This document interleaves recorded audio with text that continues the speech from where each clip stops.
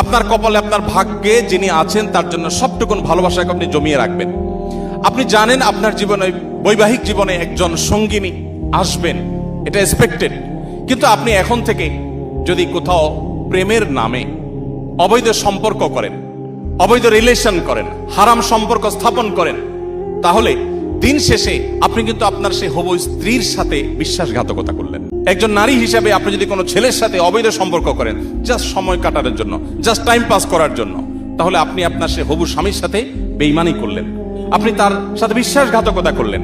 গোটা পৃথিবী বলবে আপনার যৌবনকে আপনি এনজয় করেন, আপনি যৌবনের উচ্ছলতায় হারিয়ে যান, আপনি ভোগ করেন। ইসলাম আপনাকে বলবে আপনি কন্ট্রোল করেন, আপনি নিজেকে নিয়ন্ত্রণ করেন, তারুণ্যে যেন কালিমা না লাগে।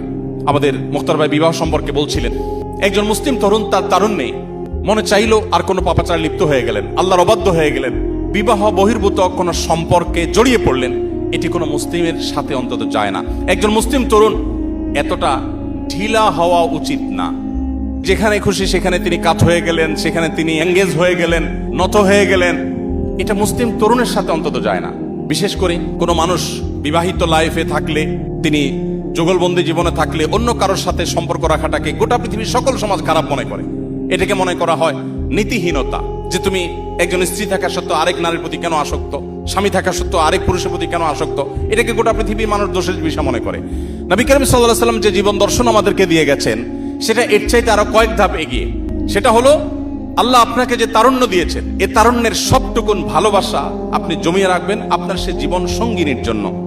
যেই যুবক তার তারুণ্যকে, তার যৌবনের চাহিদাকে কন্ট্রোল করতে পারে না, নিয়ন্ত্রণ করতে পারে না, তার চরিত্রকে হেফাজত করতে পারে না, তার সম্ভ্রমকে সংরক্ষণ করতে পারে না, এই যুবক আব্দুল্লাহ ইবনে ওমরের উত্তরসূরি হতে পারে না, এই যুবক ওমর রাদিয়াল্লাহু তাআলার উত্তরসূরি হতে পারে না, এই যুবক মুহাম্মদ সাল্লাল্লাহু আলাইহি ওয়াসাল্লামের অনুসারী হতে পারে না, এই যুবক কখনো আব্দুল্লাহ ইবনে মাসউদের অনুসারী হতে পারে না, এই যুবক সেই সকল সাহাবীদের অনুসারী হতে পারে না যেই সাহাবীরা মক্কার যাযাবর থেকে অর্ধ পৃথিবীর বাদশাহী করেছেন।